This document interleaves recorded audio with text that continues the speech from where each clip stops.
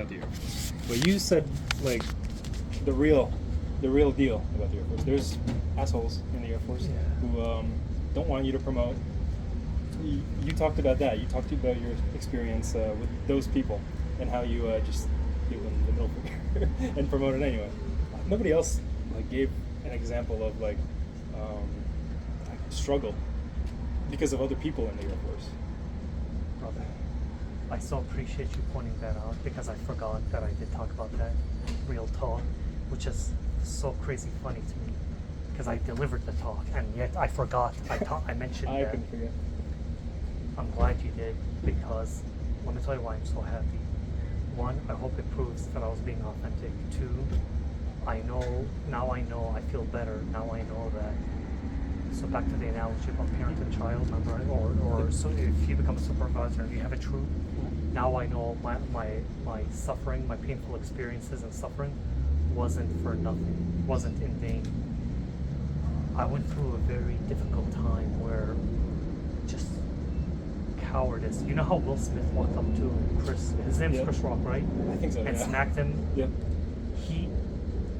He took advantage of a situation where it would have made Chris Rock look worse than Will Smith if he retaliated. And if he did, any other time, any other place, it would have been in his right. In my opinion, some may call it retaliation. I call it self-defense or retaliating in self-defense. You just don't let anyone assault you like that, you know. And the comment he made about his wife, well, she's not tough enough to handle it, then that's her problem. But he never physically. Do you understand what I'm saying? He came at her with words. An innocent joke. He came at him with fists. And to be real, like, it was a feminine slap, more so than, but still, the equivalent of a fist.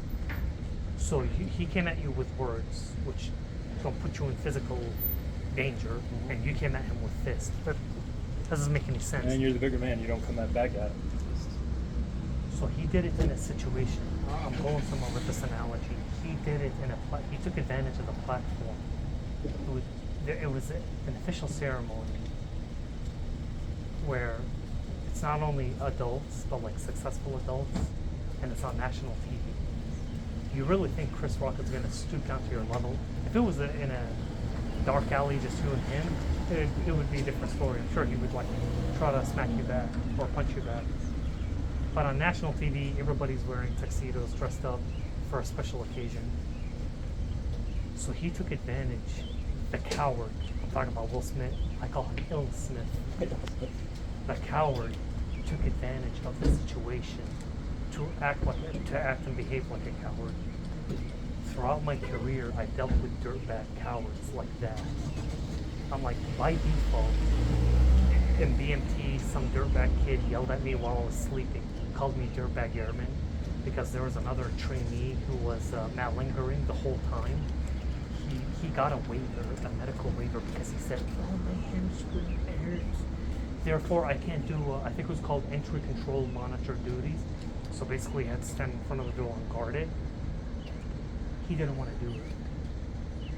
So he claimed he pulled a hamstring when we did PT and BMT. So he rode on that waiver the whole time. Right before graduation, a day or two before graduation. So we're gonna march, right? And we're gonna be in blues. Oh, all of a sudden my hamstring doesn't hurt anymore. I'm like, you coward. I see what you did.